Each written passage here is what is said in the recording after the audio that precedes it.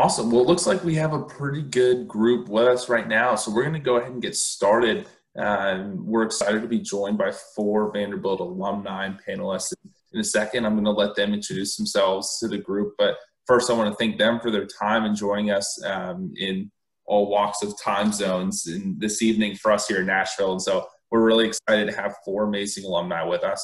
We're going to the international student experience in the career search, and as well as both the career side and the graduate school side as well. So we're really excited to have diversity in experiences as well. And so with that, I'm going to turn it over to our panelists, and one by one, just introduce yourself. Would love your name, graduation year, where you work, and one fun thing about quarantine that you've been doing. So one hobby or one thing you picked up.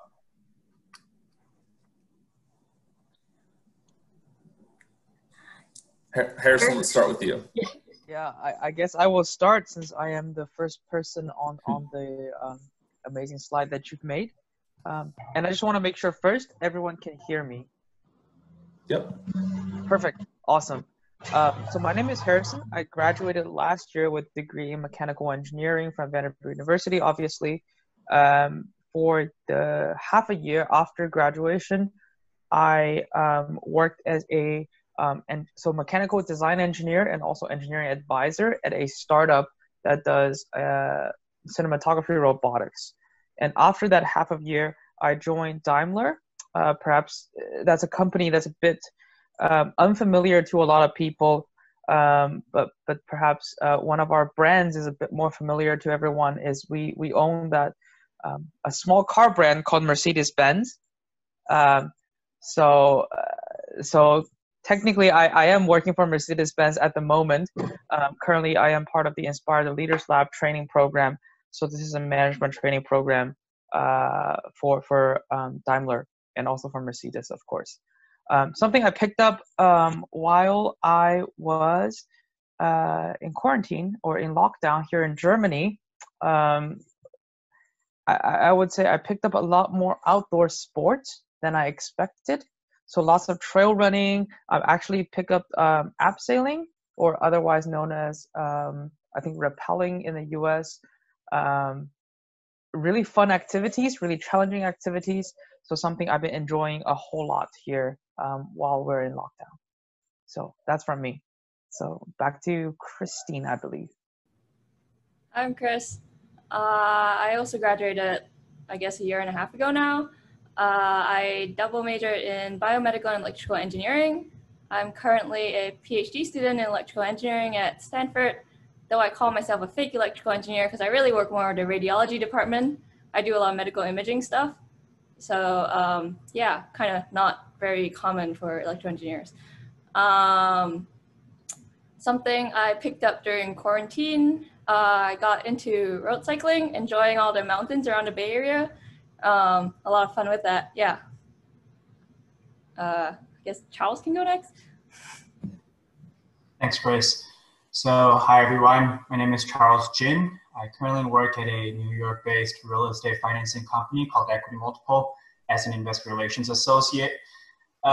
Graduating 2 years ago in 2018, I've been with the firm a little more than 2 years at this point.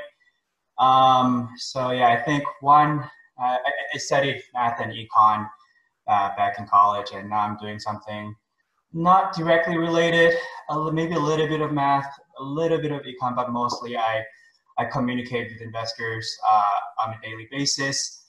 And yeah, one fun fact, my firm is New York based, so I've been living in New York since graduating from Vanderbilt, but a lot of my friends are in Nashville, graduating from Vandy recently. So this is Nashville. I just moved to Nashville to take advantage of work from home situation, to afford myself a little bit more space and be closer to friends.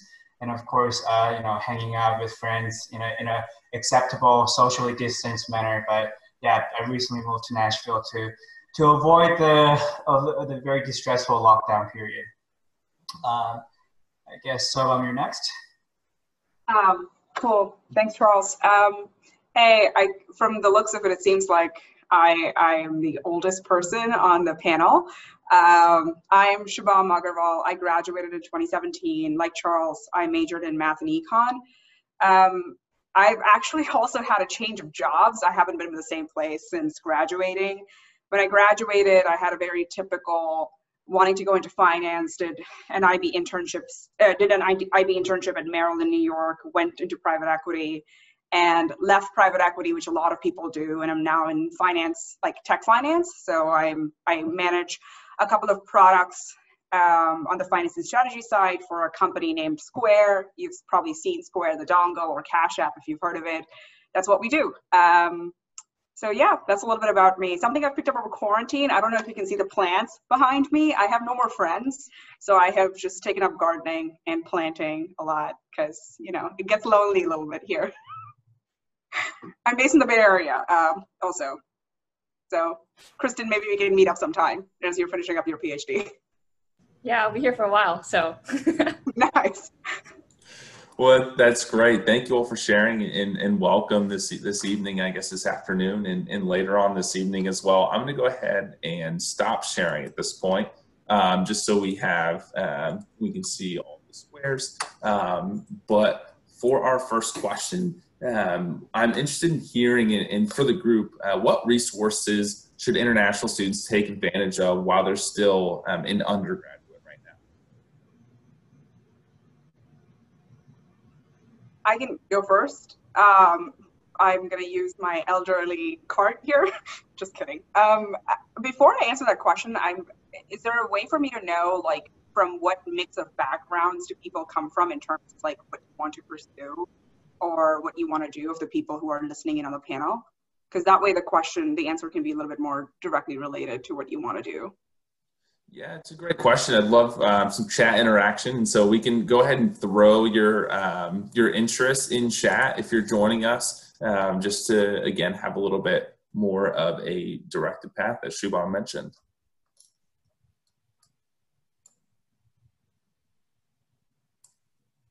I recognize a few of the students who are joining.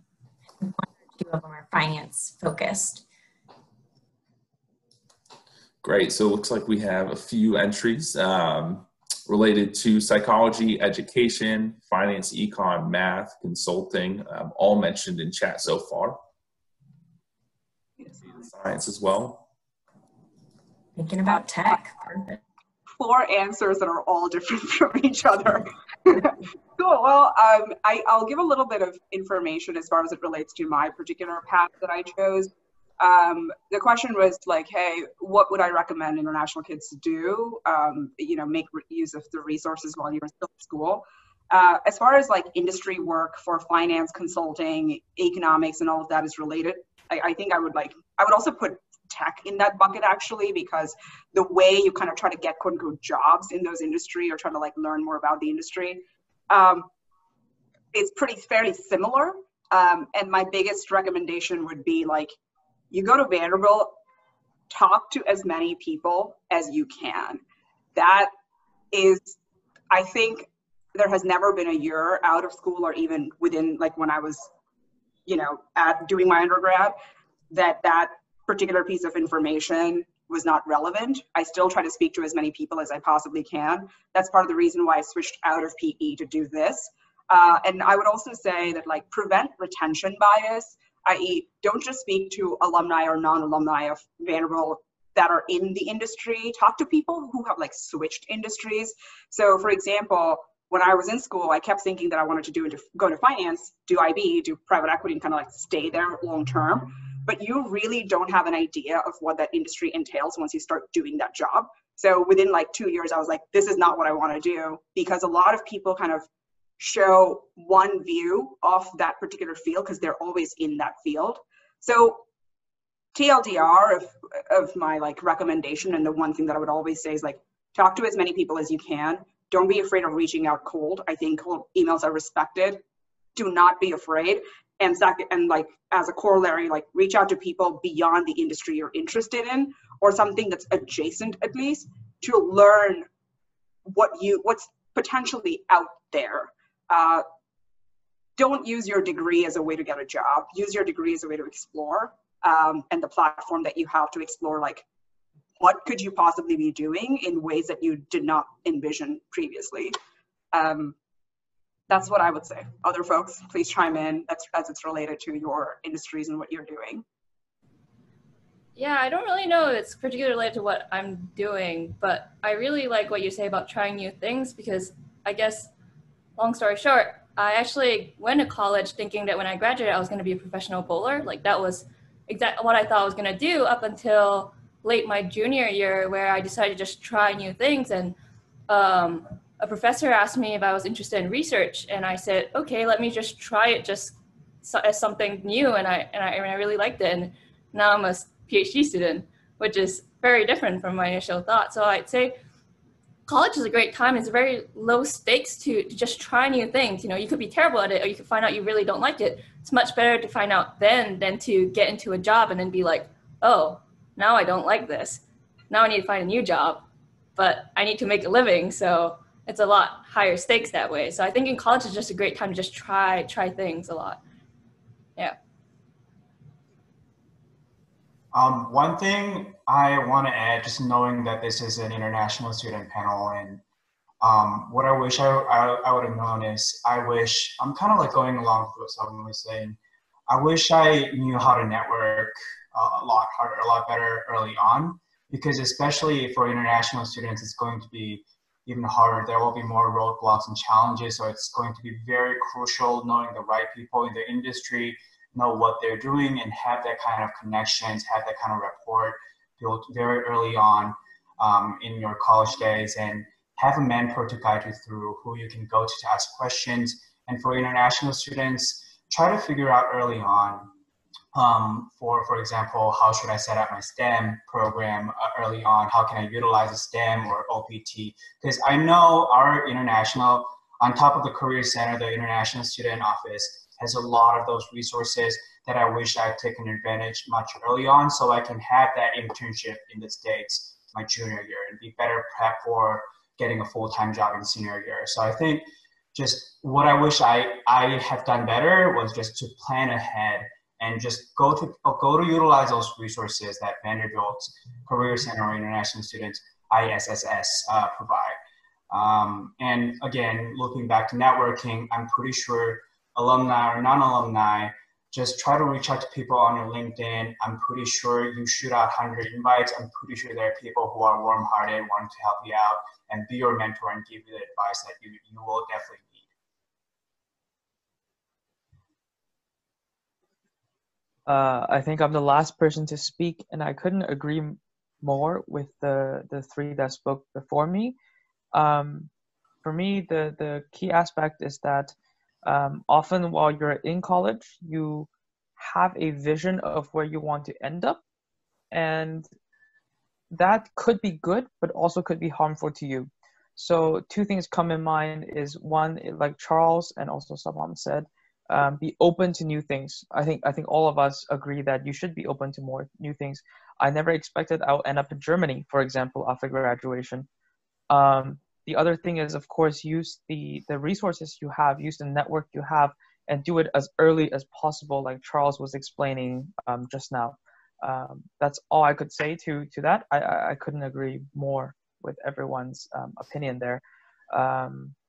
I recommend everyone to take action as soon as possible, have confidence in yourself, but also, while you have that confidence, but also to understand this is a very difficult situation. I think all of us have the same experience that in the past year or perhaps 2 or 3 years, it hasn't been the easiest for us as international students, as international candidates in a U.S. job market. But with that kind of mindset, but also with the courage in mind, I think that's the correct way to approach it. That's all from me. Great. Yeah, all great sentiments, and very glad we're hammering on the networking and outreach as early as possible. Those are some services that, as mentioned, we can help out with. And if you have questions about networking, we're more than happy to have those conversations anytime. Never too early. So just want to agree with that. And so with this question, I'll start with Chris, but feel free, other panelists, to chime in on your thoughts on grad school. But for Chris, when would you recommend students engage in learning more about pursuing graduate school? And for the other panelists, what went into your decision maybe not to go to graduate school? I think kind of when you should start looking, it's just kind of, I think, especially if you're looking at a PhD, it's kind of research based. So it's, you just have to see if you like research. So you try it out, find a professor, find a program, like there are programs over school like cyber that let you kind of do research in really different ways. And then find out if you like it. And if you enjoy it, then talk to your advisor. Your advisor is a great resource, especially if you're interested in that particular field that you're already in. So I don't know if there's a great time. Like I said, I only started looking at it late junior year, coming into like the summer before my senior year. And I know friends who've wanted to go to grad school since their freshman year. And so they started reaching out to labs their freshman year. And so I don't think there's a hard and fast kind of good way of doing it. It's just whenever you think you're interested in it, try it out. And if you don't like it, you don't have to do it. If you do, then you just apply to school.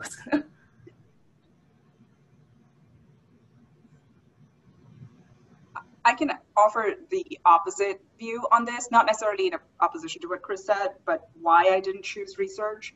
I remember coming to college, did not know anything, for the lack of a matter, about like finance. I did not go to school thinking I wanted to do finance or any of that sort. I actually came into school thinking that I was going to get a PhD in economics and that I was going to go work for the IMF or the World Bank. I think that was the vision I'd had, like get a PhD and like, you know, go down that route.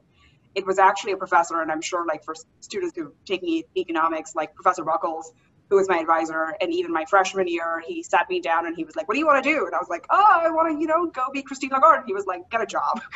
Like that was his immediate response. So I think it was actually a professor who said, like, you can, for me, the way he phrased it is like economics in itself is such a field that you can come back for a PhD or, you know, when you want to, and if you think it's the right fit. However, get a job, try that out, see if you don't like it, see if you don't like being out of the quote unquote real world. And if you don't like that, then yeah, this path is always there for you. And that's kind of how I approached it. I know different industries treat wanting to go to grad school, like for medicine, I don't think that's feasible, right? You can't really take years out of school, do a job, and then come back into medicine. So, you know, take that piece of advice with a grain of salt. Check the industry that you are largely peripherally interested in studying and learning more about. And the reason I didn't end up going that route is like, I actually did not know what it is like to have a job, right? Like I did not know what it is like to actually, quote unquote, work for a company at a more micro level, impact the economics of a nation. And I think even to this date, I haven't completely written off the fact that I at some point may want a math or an econ PhD. I think I'm still interested in research minded enough that I want to learn more over there. However, I am enjoying what I'm doing now. So I'm going to continue to do what I'm doing now for as long as I enjoy it. And if I don't enjoy it anymore, I can choose to like, hey, I'm going to go take my GRE or my GMAT or whatever and try to go into grad school because that option is always there for me to a certain extent. But that's the decision I had made because of the advice I had been given that I actually really cherished. But yeah, you can choose to go down that path when you want to, and if you want to. Great, thank you both for sharing on that. I kind of want to shift to what's going on right now. We're all stuck inside and at home, and so the options may seem like there's not really much to do, but kind of want to go back to this concept of networking, and I want to ask you all, and Charles, we'll start with you. I'm interested in hearing what are some thoughts you would have for students to do while at home to help with the recruitment process. Yeah, I'm currently at my firm. My firm is actually recruiting for people. I know in COVID, a lot of firms, our competitors have really cut down their workforces, but you never know. Firms like ours are still growing and we're still expanding, and I'm currently reviewing, resumes. And one thing that I would say is right now is perfect time to prepare yourself and give yourself extra edge that no other candidates may have. In my field, for example, this is a good time to consider CFA level 1, or another license that's very relevant just for the folks who are trying to pursue a career in finance is a Securities Industrial Essential exam. It's called FinRite SIE. Prior to 2018, you have to be sponsored by the company to start taking the securities exam. But from 2018, you are able to start taking a prerequisite to Series 7 and Series 69, which investment banking require. And also people like me will have to take series exam. And you can take the first step, which is an SIE exam, just out of pocket, and you can take that exam yourself. And that's just something really nice to have on your resume. And as a recruiter, I'm actively looking into people who have already started the journey into taking some of these licenses. So I know that we don't have to, spend more time having them prepare for these licenses while they're on the job. So think about this. I know this SIE exam is very particularly for people who are trying to prep for a sell-side finance job, but similarly, I'm pretty sure in other industries, there might be licenses or other things that can give you a leg up. Look for what they are, and maybe this is a perfect time to do it because COVID, you have nothing else to do anyway. So I think that would be a good way to prep for and best utilize this kind of time. Yeah, I might add into that. That's like, I had a friend who was looking for a job kind of a little bit more technical, even though she was a psychology major. She just graduated this year. And over the summer when COVID hit, Stanford was offering a free intro to Python class. And so I sent it to her and she took the class and she put it on her resume, and it helped her get a job in an engineering firm that she really wanted. So maybe you could also look at what other schools offered that maybe classes that Vandy might not offer, whether it's more data science classes or something that, I thought maybe that might help.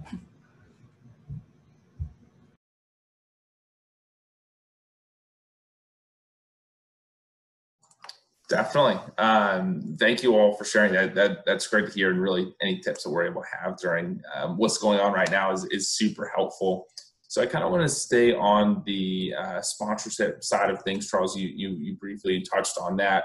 So I would love to hear you all speak on when is a good time for international students to ask about sponsorship in the recruitment process. Harrison, we'll start with you. Cool. Thanks, Paul. And thanks everyone for sharing. For me, it's obviously a bit different because I'm all the way across the ocean in Germany. But if it was up to me, and especially with my current state of mind, I would actually start asking that question as soon as possible. That doesn't mean the first interview you have with someone, face to face, you start asking that question. But when you're comfortable asking that question in the recruitment process, I think that's something you should be aware of.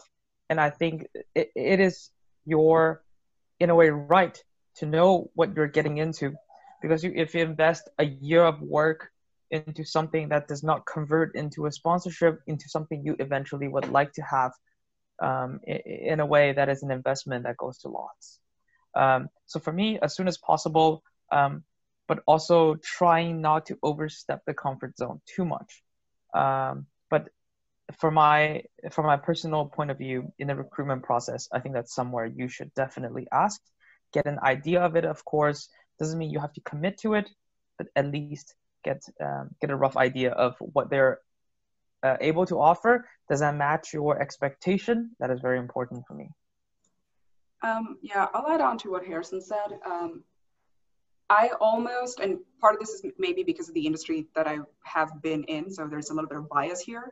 There are actually really great websites that will tell you if a certain employer has filed an LCA on behalf of an immigrant over the last couple of years or not, as well as something called E-Verify, which is related to your STEM status, that you can check up if the employer is listed as having an E-Verify license. If an employer has an E-Verify license and or with the other website, I think it's called h1bdata.com or something like that, that has the listed LCA, it becomes almost like a no-brainer that they should be offering sponsorships. The only case in which they don't offer sponsorships if they already have like a license is if they don't offer sponsorships for a certain type of role. For example, I know like lots of smaller tech companies don't tend to offer sponsorships for like ops roles, but they may offer, they almost always offer sponsorships for like, you know, product and engineering roles. So the first thing I would do is like, if you don't feel comfortable approaching, and this, you know, varies from person to person, is like, just do a quick Google search on these two websites to know if they're listed there. I think the moment you see they're listed and there's some activity, or like, you can be relatively assured that like, that's not the reason they're going to discriminate on your application. And that's not the reason they'll say no to you. However, if they're not listed, and actually my first job out of school, this place called Vista Equity Partners, like a massive private equity firm, but they had never hired an international student. I got in my first year of working on a STEM degree, which doesn't require either LCA or E-Verify. I, you know, did a fantastic job. And then my second year, I actually was hanging out at a networking event, and I mentioned to the co-founder, who just happened to be first generation himself, and I asked him like, just out of curiosity, like, you guys are not on E-Verify. And he was like, oh, we got to change that. So, i.e., there is sometimes employers don't have it, and that's not because they don't offer, it's just because they're clueless. And in those cases, you can just broach that subject. You'll have to build some sort of like, what's the word, understanding for if it's the right time, and then you can just ask like, hey, it's not listed, so just out of curiosity, do you offer? And to Harrison's point, you should ask that question almost ASAP, because you don't want to waste time for yourself as well as the other person on this.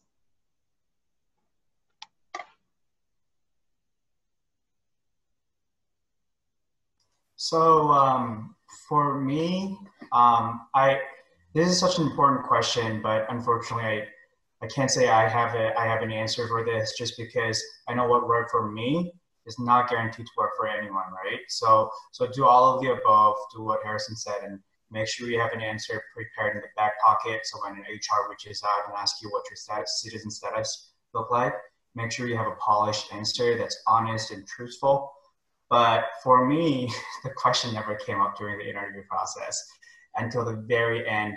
I said, here's my social security number, and I don't have a passport. And here's my status. I'm an F1 with a student visa. But you know, just going through a lot of other interview process, I know a lot of the recruiters, especially those from bigger firms, they're most likely to ask you that question in the first one, but don't necessarily get discouraged, because I've moved on to plenty of the second rounds, even them knowing that I have a citizen status that's not a US citizen or something more favorable. So don't be afraid, but necessarily be prepared for it. And like what Solomon was saying, a lot of the firms may not necessarily, they might be small, they might not even have an E-Verify. A lot of startups, a lot of the companies that are A-round, maybe a lot smaller company in 20 to 30 people, they never heard of E-Verify. But if they go through the recruitment process and they really like you for who you are, and they like the skills that you're bringing onto the table, then they're gonna go out of their ways to try to accommodate you. So don't get discouraged, but be 100% prepared for this kind of question to come up. Awesome. Thank you all. And Paris and Allison, looks like my colleagues dropped some links in the chat, so feel free to use those, take those back with you, bookmark them and use them as needed. So thank you all for sharing. Next question, I'm interested in hearing a graduating senior who wants to work in your industry, and Chris, for you, who wants to go to graduate school or do research, should definitely do these 3 things. So what are 3 things that you recommend students do who are looking to go in your area?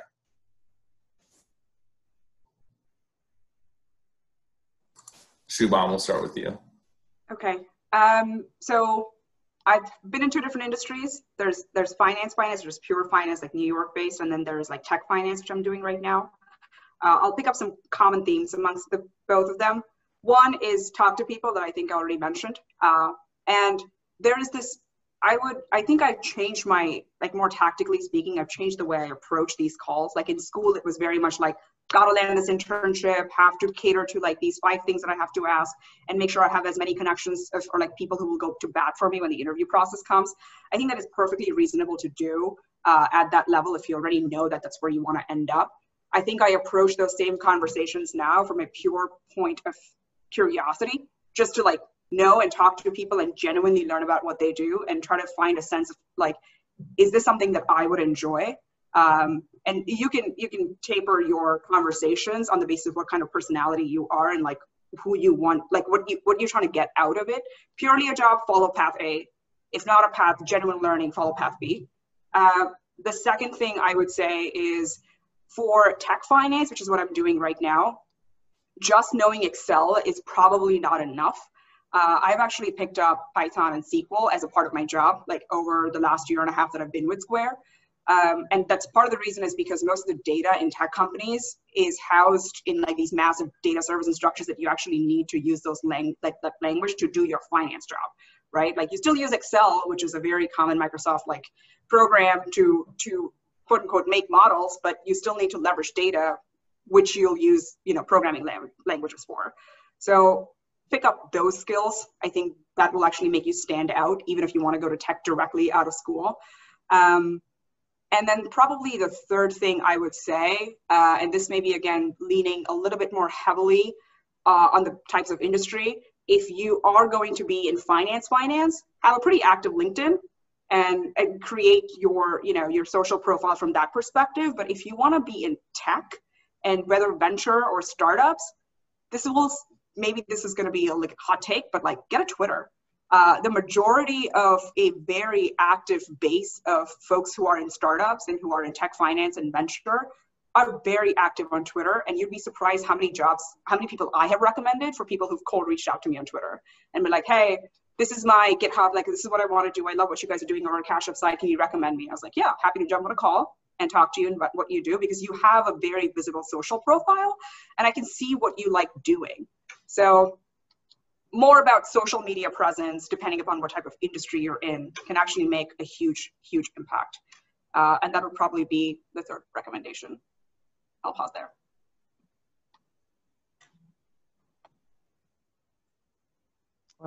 I think I'll follow up on that.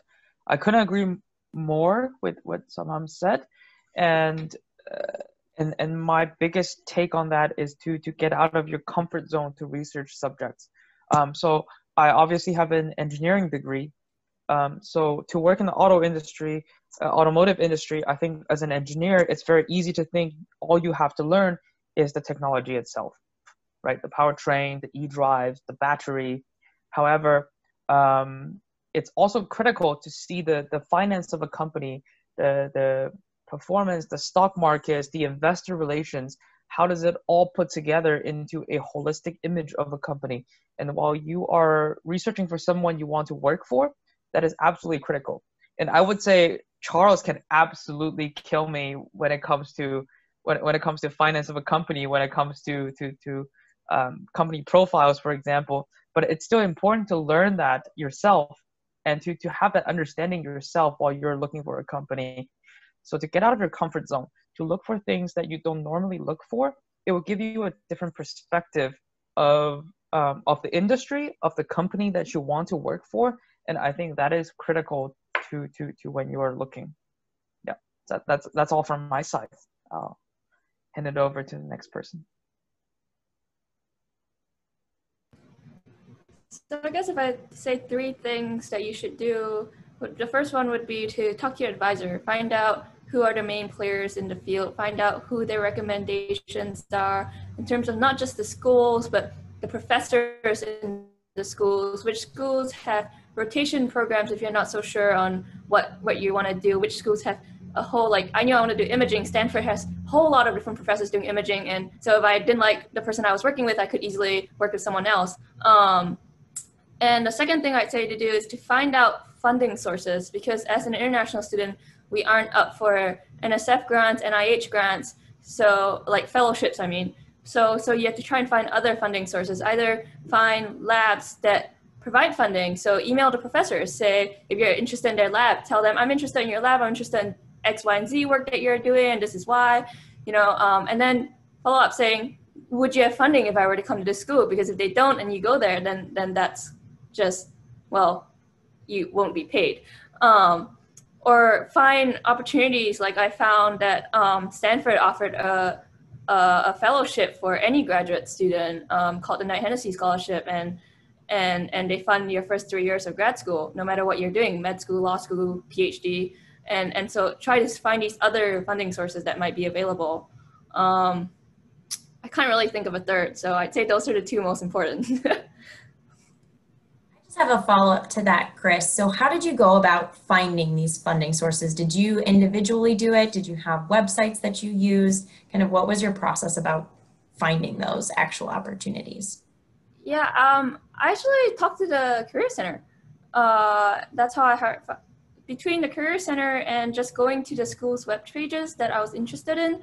So I think when I went to the electrical engineering webpage at Stanford, it says, oh, if you're interested in funding sources, then these are some opportunities you can apply to. So I think between the Career Center and looking at the particular schools you're interested in, I think that's a pretty good balance there.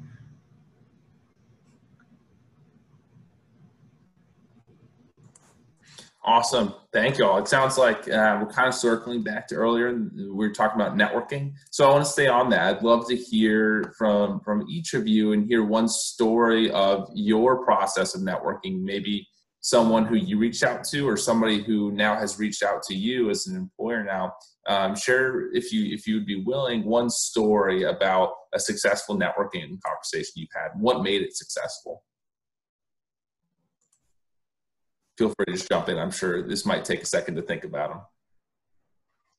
Yeah, I can start on this one. I remember one person just reached out from, I think, Indiana University.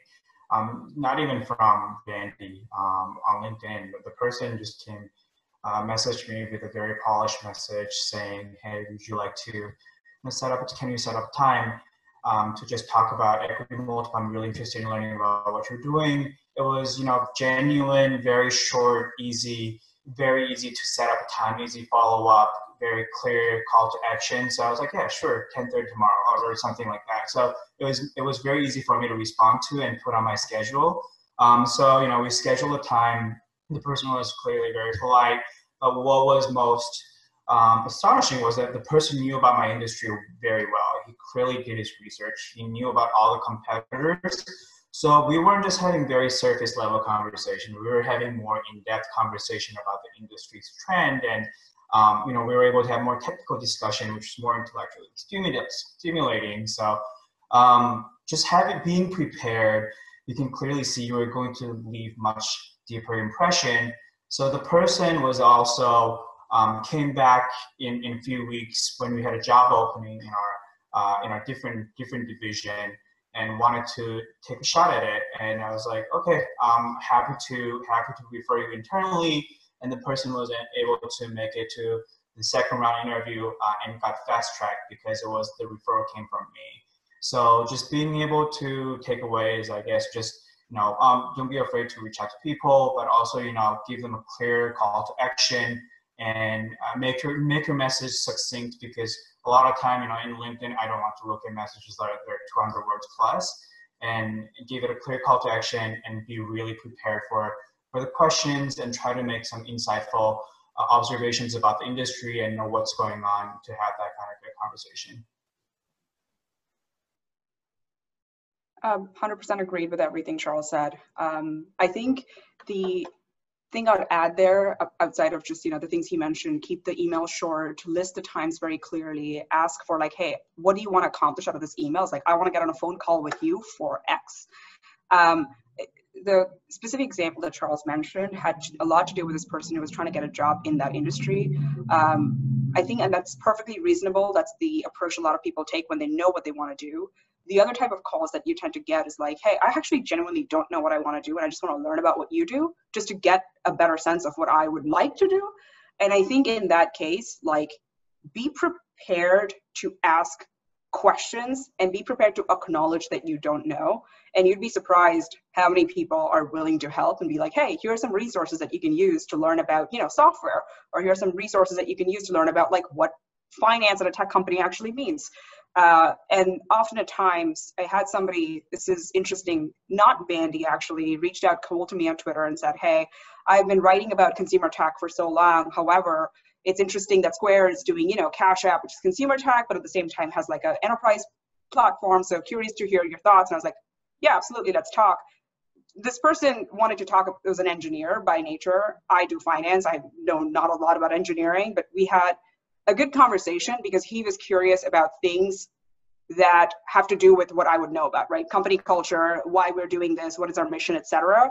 And it's a way for him and I still keep in touch, which is like, this is building his network with not an immediate end goal in sight, right? Every call does not need to have an immediate end goal. It can just be, hey, I want to know what you do, and I just want to have you as I go through life. And you'd be surprised, like the older you get, how many people from your past or people you've contacted 4 years ago kind of keep coming back because the industries collide a lot. So that's what I would do. Like, follow Charles' method if you know what you want to do, but also don't be afraid to approach the call with like, I genuinely have no clue what I want to do in life. And I just want to talk, and I just want to keep you as somebody who I've had a good conversation, a positive conversation with. Yeah.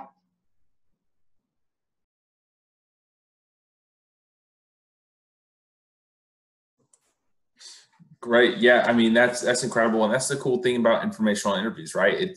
You're meant to learn, and that's what they're all about. So don't be shy. Don't be afraid.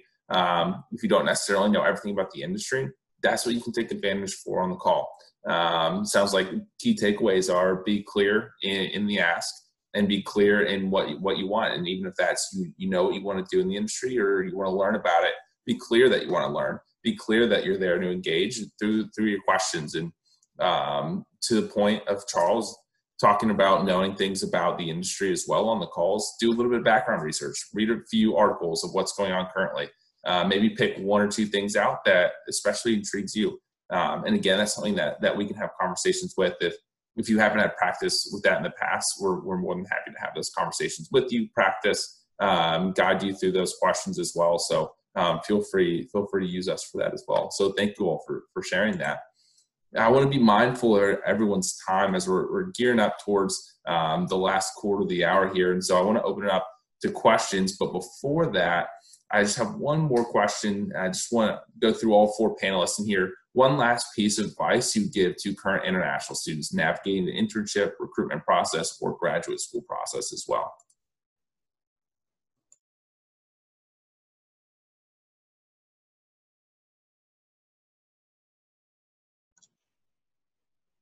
See, people are silent, so I'll just go, because I actually have the same thing that I've been saying to myself and my friends. Like, I would say it was actually a year and a half out of school that this realization set in.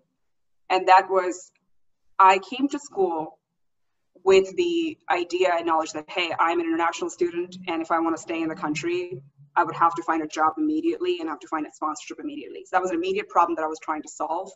And as a result of trying to solve that problem, I had some tunnel vision, right? Like, not caring about a lot of like peripheral things, but just like, this is my goal, let's get it done. I think while that was a reality, I wish if I could go back to school to just make more use of the fact that I was at Vanderbilt and I literally had endless time to do anything in the world. And I actually mean that, and not in a very, fantastical way, but if you wanted to go explore design, you have the opportunity to go talk to people who are doing design and just say, this is interesting. I don't know shit about it. Can you tell me what you do? And or somebody who's, doing mechanical engineering and literally building cars. And one of my friends now works for Tesla, and he's like doing some amazing things there. To just know how different mine and his worlds are, but he's still a friend. To have just shown a little bit more curiosity back when I was in school and just been like, what is mechanical engineering actually? What do you do like day to day? And what does that mean? And I wish, and I'm trying to do that a little bit more now, right, is to not have tunnel vision about what I do, because it leads to biases, and because it leads to this understanding that what I am doing is probably the best thing that is possible, but you don't realize how many versions of best there are. And knowing more about other industries and other people and what drives them is actually an excellent thing that you will never regret. So keep an open mind and ask people and be curious, probably is the one thing.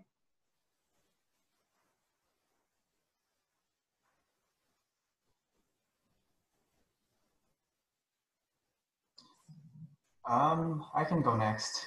I think just looking back to my junior year, senior year at Vanderbilt, trying to find a job and trying to scramble my plan for what I want to do after graduating, and keep applying for jobs, keep going to those interviews as well as informational session, and trying to pick up how to network and all that.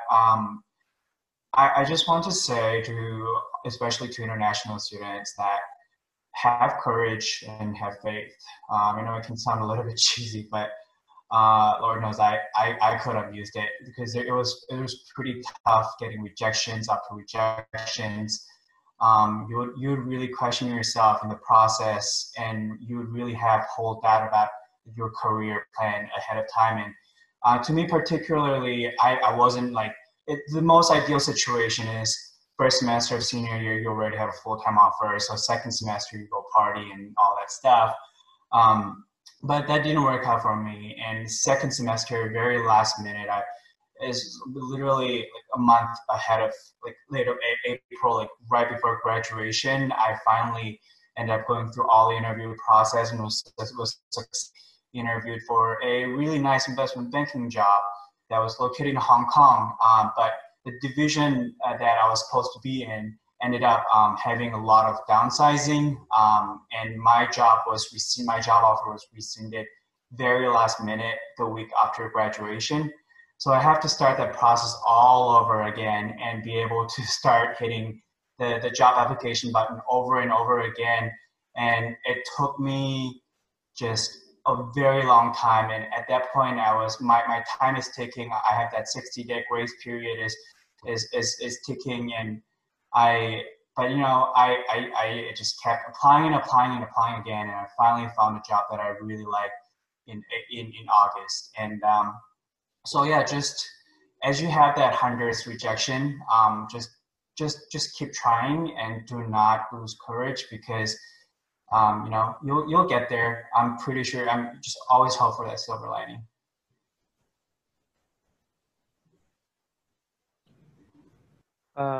I guess I'll go next. I have two pieces of advice actually. The first one is exactly what Charles said, openness to options. I think it's critical that as international students, I think all four of us understood how difficult it was to secure a job, to keep going at that job, and after a year of OPT to still continue at that job. And in that process, I think a lot of us will face different options, and some of them come with a high level of risk. And perhaps I'm not saying that you should take all the risk that you get, but perhaps it is wise to also assess the risk and see if that's the right route to take. Again, I speak for myself again that I never expected to end up in Germany, but I couldn't be happier with where I ended up. The second advice I have is a bit counterintuitive, I would say, to probably most candidates, is to think about a life outside of work. Very recently, I had the chance to talk to a career coach here to talk about what I want to do in the future. And something she brought up is to think about a life outside of work. This is something we often miss after we graduate, because we're obviously very aspired, we're very ambitious, we want to achieve something.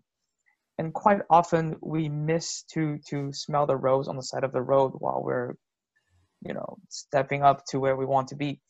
So that's something I encourage everyone to do, to have a hobby, an interest, whatever it is for you to have outside of work. For me, I tied it together with works, but also outside of work, I love to work on cars. So I help my friends with their cars, with their bikes, but I also work on my own mechatronics projects all over the apartment. That's something that's interest for me. But for you, I encourage you to find something that you're interested in, so to anchor yourself in life, so that when you're having a tough time in life, have a tough time in work, at least you have something in life that you look forward to. That is my advice. I had to say this, like 100%. Yeah. And that, like, goes into the tunnel vision thing. You forget that you're going to be at your job for like at most 12 hours a day. And if you have a banking job, 14 hours, but then you're going to hate it. So like figure out what you want to do outside of the 8, 9, 10 hours that you dedicate your job to. Because that's pretty much the majority of your life. Your work is not your life. Yeah, I agree with that. Yeah. It was always nice in college when I was not happy at school, I could go and bowl. When I was not happy at bowling, I could go and do research. But I'd say the one key advice if you wanted to go to grad school is really make use of the resources that your professors are, because they will have all the inside information. They could write a letter to professors who they know who could get you into schools that you never dream of being in. They will be the ones writing your recommendation letters, you know, and so they're really the best resources for you, and not just your advisor, but like even other professors that you took classes with who are in fields you're interested in. Just talk to them. I used to drop by some of my professors' offices just to chat with them and get to know them, and then eventually they wrote my recommendation letters. So yeah, just make use of those resources that you have. Well, that's great. Thank you all so much, panelists. Thank you, all four of you, for joining. I know, Harrison, it's probably late, around 1 a.m. for you, so we really do appreciate you staying up and being with us today. And those in California, appreciate you taking time out of your afternoon, your 4 p.m. hour, and being here with us in Charles. It's going to stop raining soon. So we appreciate everyone here with us. And so I want to open it up to student questions. We do have a few more minutes, but thank you again to the panelists. It's been amazing and really